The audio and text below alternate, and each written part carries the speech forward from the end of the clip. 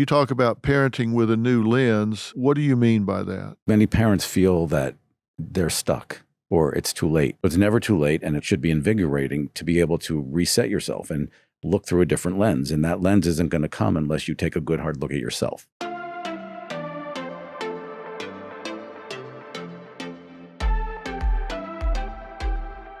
Welcome back to Fill in the Blanks. This is a day where I can kind of check my brain at the door. I don't have to think today because I got a brain across from me. It's my good friend, Dr. Charles Sophy. He is back. You know Dr. Sophy, board-certified psychiatrist, former medical director of the Department of Child and Family Services here in Los Angeles, which is the biggest department of its kind, where he was the director for many, many years. Full disclosure, he's a member of the Dr. Phil Advisory Board, so has been helping me for a long, long time. I asked him to come back. I don't know how many times he's been on Fill in the Blanks. Not enough, I can tell you that. But I asked him to come back because he has a new book out that is so timely and so relevant that I really wanted to get in depth on it and talk to him about it. This is a wise man, a wise professional, a great colleague, and a dear friend. The new book is Family Values: Reset Trust, Boundaries, and Connection with Your Child. And coming out of the pandemic and all of the things that it presented challenge-wise, this just couldn't be more timely. This is an essential modern parenting guide to rebuilding parent and child relationships, really making them stronger than ever. It's structured around 4 essential strengths of relationship: trust, shared beliefs, family history, and perhaps the most powerful of all, forgiveness. Dr. Sophy, thank you for coming back. Thank you for having me. And I wouldn't have this book if it weren't for you, so thank you. Well, I'm glad you do have it. I can tell you that. As we get into this 21st season, I am talking with families over and over and facing what families are dealing with coming out of this pandemic. It's been tough on a lot of families. Some families, they use the time to really close some gaps and build some things back. Right. But a lot of families suffered losses of loved ones. Yes. A lot of them really have been under pressure from financial losses of jobs and businesses. Kids suffered educational gaps. Yes. Developmental gaps. They've regressed to prior levels of functioning. There's just been a lot of conflict. There are problems that we've not seen before. To this magnitude, absolutely. And substance abuse, domestic violence, all, child abuse, child neglect, all went up because there were no mandated reporter eyes on these children either. Look, I don't know whether people thought about this or not, but when the schools were shut down, they said a couple of weeks. Give us a couple of weeks here, we'll get a handle on this. Now, I don't fault people for not knowing what was going to happen with the virus because it was unknown, right? They were it's a virus. Feeling their way along with this. Right. But I do fault the government for getting heavy-handed in our lives. I fault them for closing the schools without having a plan to reopen them. Right. I think when they shut things down, there were some unintended consequences that we're now having to live with, which is why I say this book is so important right now. Thank you. Yes. I mean, and one of the biggest is the mandated reporter eyes on these children. Teachers and policemen, clergy, there's certain professionals who are deemed mandated reporters who need to report to the child abuse hotline confidentially or with their name anything that they may think is suspected child abuse or neglect. When you don't have those eyeballs on children, especially 8 hours a day with teachers, then a lot goes by that we don't get to notice, we don't get to see, we don't have to go check. And kids were living months and years now without any eyeballs on them to report anything. Yeah. When we're talking about mandated reporters, we mean there are just certain people that are employed by or licensed by the state right. that are under directives that if they witness something that they believe puts a child in jeopardy or is evidence of neglect or abuse or molestation or endangerment of a child, Correct. then there is a mandate that they have to report that within a set period of time. And when they shut the schools down, a lot of mandated reporters, this could be school bus drivers, cafeteria workers, teachers, administrators, coaches, Aides, anything in the school. aides, anybody. School nurse, anybody. And kids spend 40% of their waking hours at school. Correct. So all of these objective eyeballs were not on these kids. How much did the reports fall off when the schools got shut down? Well, typically we get about 18,000 calls a month. We fell to maybe 6,000 or 7,000 a month. Wow. Some of them were coming through Zoom, but what can you see through Zoom, really? Especially if people don't have their cameras on, or a child isn't sitting in front of the camera all the time. It's hard to see. So they fell significantly, and now they're slowly climbing back up. So in some cases, that was as much as 2/3. Yes. Yes. We know the abuse didn't drop 2/3. We just know the reports dropped Correct. 2/3. So that means 2/3 of those children that may have been neglected, abused, molested, starved, whatever, were just suffering in silence. Correct. And then the cases we did have, our workers couldn't go to the homes, so they were trying to do home visit by Zoom. Again, you're dependent on a parent or a foster parent to show you what's going on in the home. You can't see if they're not going to show you. One of the things I like about the book, and I'm doing shameless plugs for this book, Family Values, Reset Trust, Boundaries, and Connection with Your Child.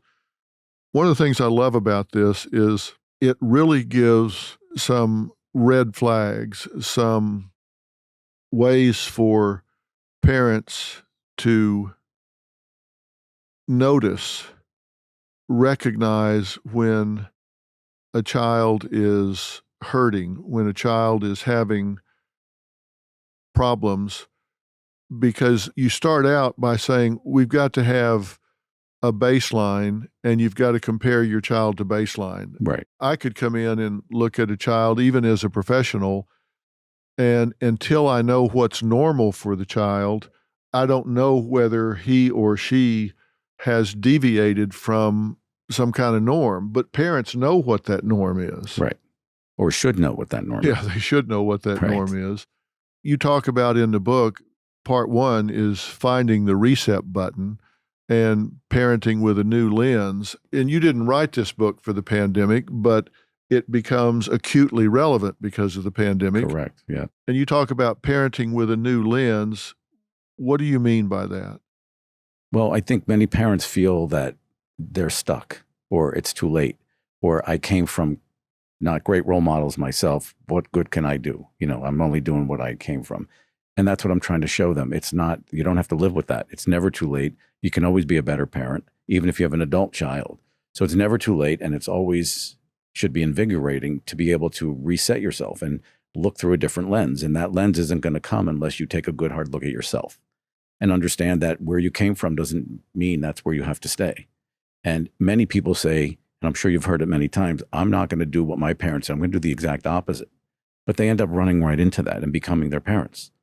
And that's because they never looked at themselves and they didn't look at what they didn't like about what their parents did, understanding their parents probably did the best they could.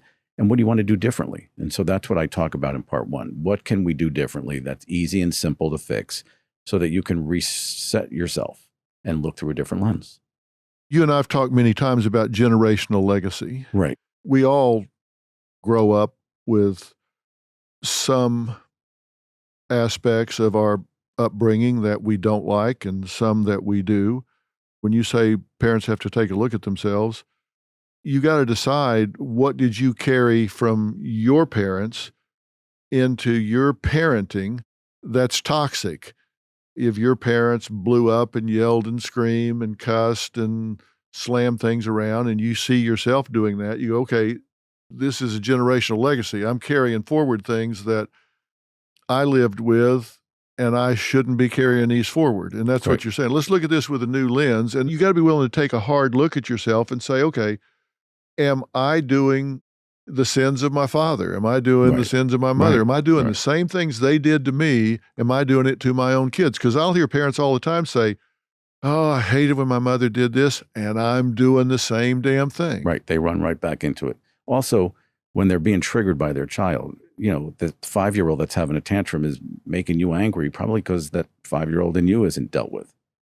It's looking at those triggers within yourself as well, because all of a sudden it's a 5-year-old fighting with a 5-year-old. When I was reading the first draft of your manuscript, it made me think of a friend that I had named John Maloney in high school. This was really a good-looking kid. He was blonde and just ripped, six-pack. This was the toughest kid I think I ever met. I mean, he'd fight a buzzsaw. He didn't care. We were at my house one night in the winter in Kansas City, and there was an ice storm, and we were going to go watch the basketball game at our high school. We went bounding down the stairs to leave, and my mother said, whoa, whoa, whoa, where are you going? I said, we're going to the basketball game. She said, oh, no, you're not. You're not going anywhere. It's slick out there. Just get back upstairs and think of something else to do. And there wasn't any point in arguing. So I turned around, went back up there, and I looked over at John, and he was kind of trying to hide, looking out the window, and didn't understand why. And I kind of went around and looked at him, and he had tears running down his face. I thought, wow, he must have really wanted to see that basketball game. And I said, hey, man, are you okay? He stood there for a minute and said, I just wish one time in my life somebody cared enough about me to tell me I couldn't go somewhere because it was too dangerous. So sad. He said, never in my life has anybody ever told me, no, I couldn't go somewhere because it would put me in danger. I just never heard that before in my life. And in that moment, I understood why he was so tough, why he was so get them before they get me, why he was so hard. Very defended against the pain. Yeah, it was just his way of defending himself against the world, and he was so touched. I was like, oh, God, it's her again, so you go back upstairs, don't even argue. But it's her love again. And he saw it that way. I took it for granted. He saw it that way. Chapter 2 of your book, you say, change yourself, change your child. Right. Because they do mirror you. I think we get out of the universe what we put out. Yes. We put something in the universe, it comes back. Right. And you put something out to your child, it comes back. Right. Talk about that some. What do you mean specifically when you say change yourself, change your child? Take self-inventory. Look at yourself. Look at where you want to be, what you want to shed, what you want to change, and then start to role model it.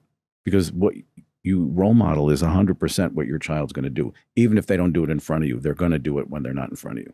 How many times you hear, oh, your child's a role model citizen in somebody else's home, but they won't put their dishes in the sink after dinner. But you know that they've been watching you do it. They're not going to do it for you maybe because the last thing they want to do is make you happy. But at the end of the day, they're going to role model you. You got to meet them where they are. You can't do that if you don't understand your own baggage. Right.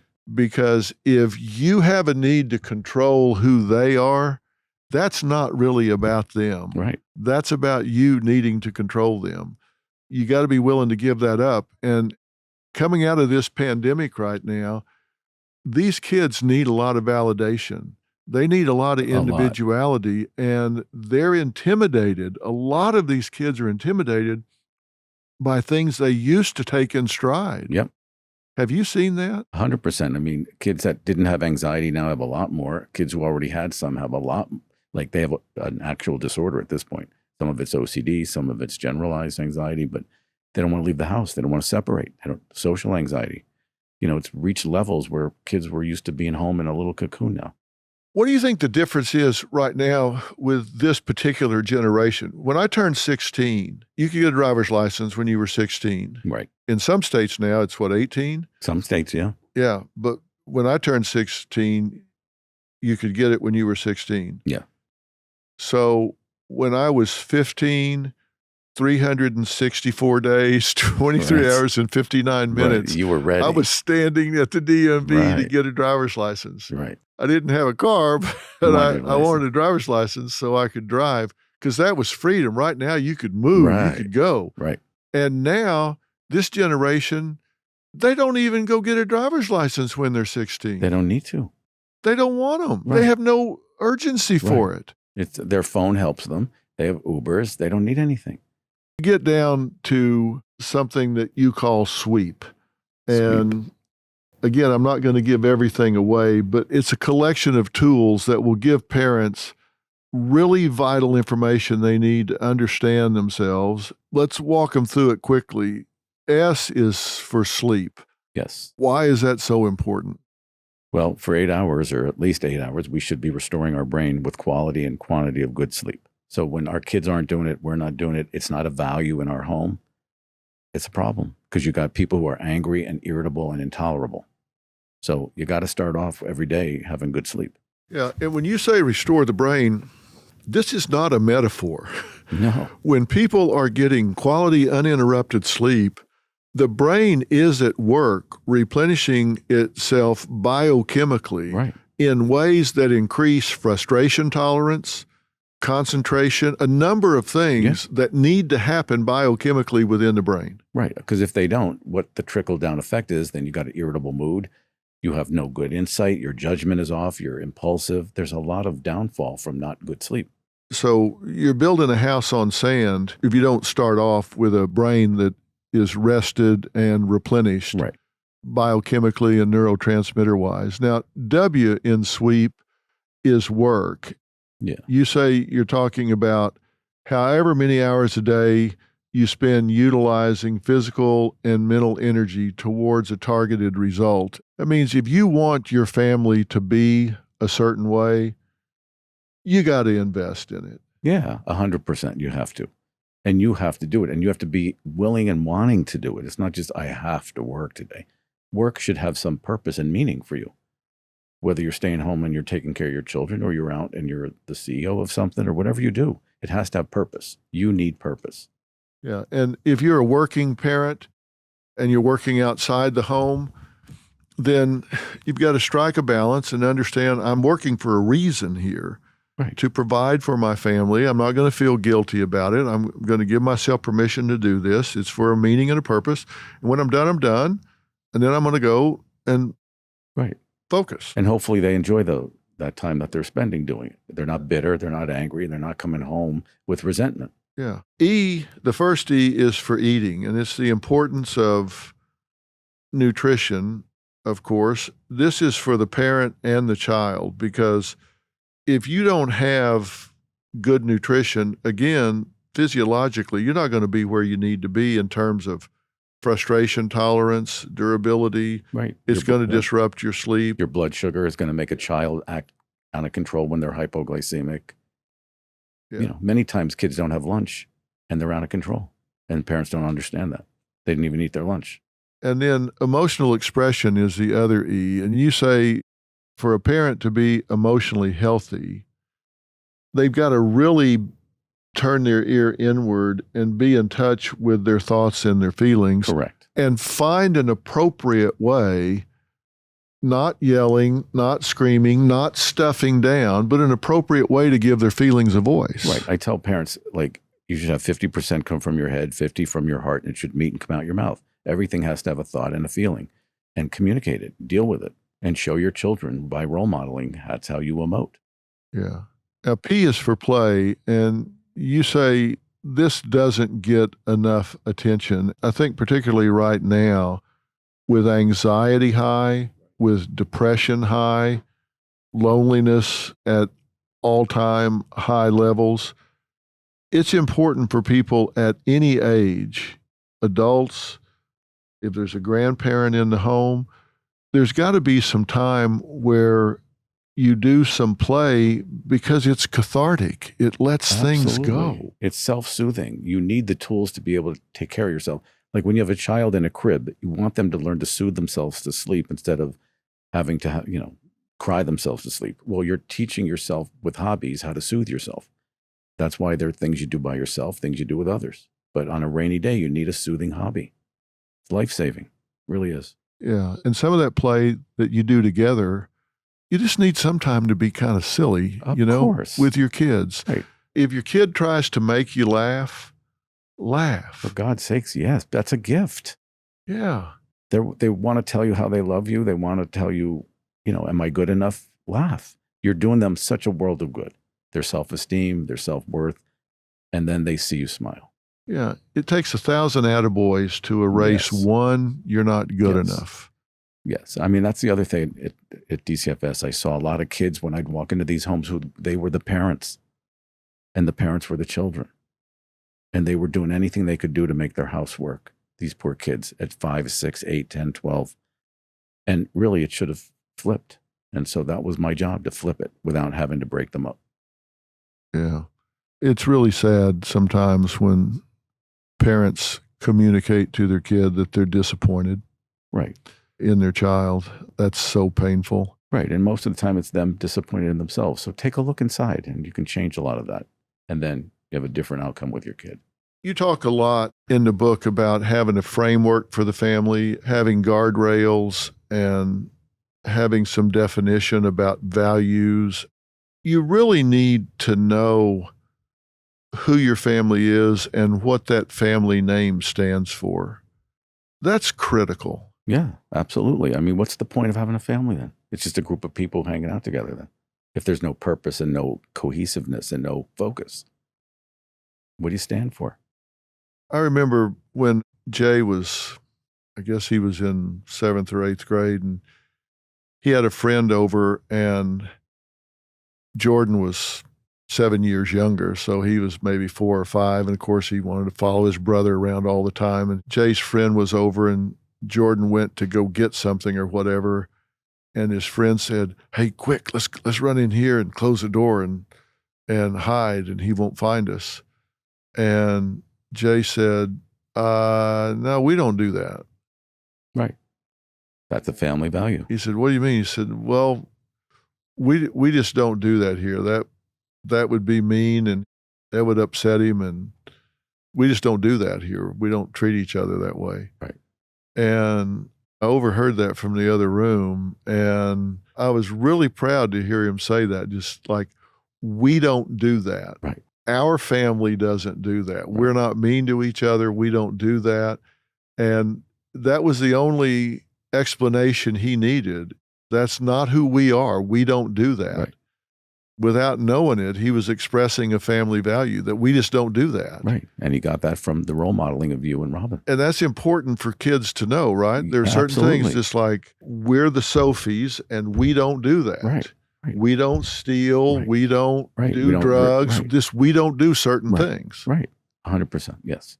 And you've got to ask yourself, what do your kids know about your family values? What are the things that we just don't do? And I don't think many parents have an answer. That's why we wrote this book, because they can certainly do some inventory and make some, and for the rest of their lives have great family values to instill and pass on. I think a lot of people maybe know those things or have those things. They just haven't inventoried and articulated them. Yes, I agree. I think you really are going to cause people to do that when you get into chapter 9 talks about role modeling.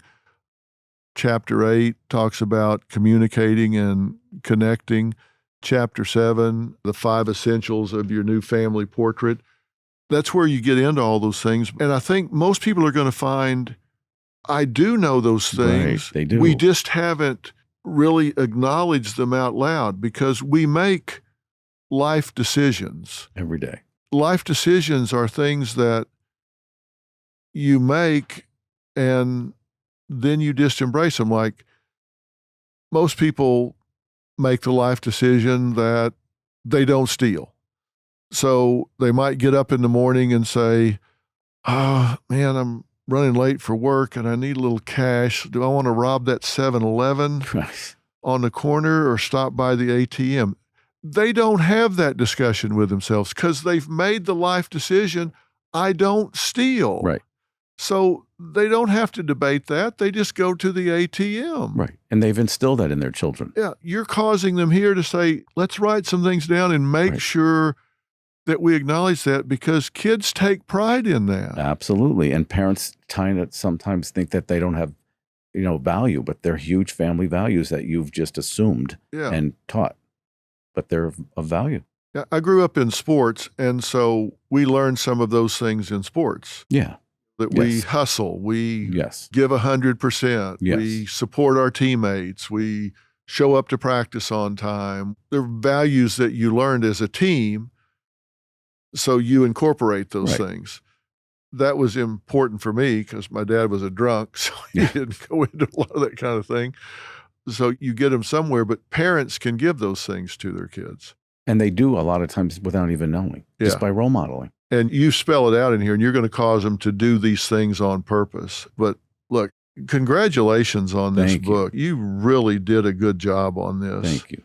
I love that it's action-oriented, it's doable, it meets the parents where they are at a time that they really need a partner. Yes, and I'm here to be a partner. Well, you're partnering with them in this book, and it's not a bunch of theory. It's not a bunch of philosophical musings. It's action-oriented things to do to lead your family out of a maze that a lot of families are in right now. Right. I think that's great. You should read the foreword. It's good. I've seen that, and I've heard a lot of people comment on that. Yeah. It was by a very learned guy that wrote that. Thank you. Oh, that was me. Never mind. I see that. Thank you. Good forward. You guys will really enjoy this book, seriously. It's out now. It's just been out a few days. Family Values, forward by Dr. Phil McGraw. Reset trust, boundaries, and connection with your child. I don't apologize for doing a shameless plug for the book. I think it is really a top quality book. I think this is going to be a staple for parents for a long, long time to come. You took a long time to do it, a lot of thought, a lot of research, and I hope you're proud of it. I'm very proud of it. I hope you're proud of it. I'm very proud of it. Yep. I hope people can tell I'm proud of it because it's a good book. Thank you. I hope you'll come back soon. I hope you'll be on the show soon where we can actually put this to work with some families that I would love to need a lot of help. Yes.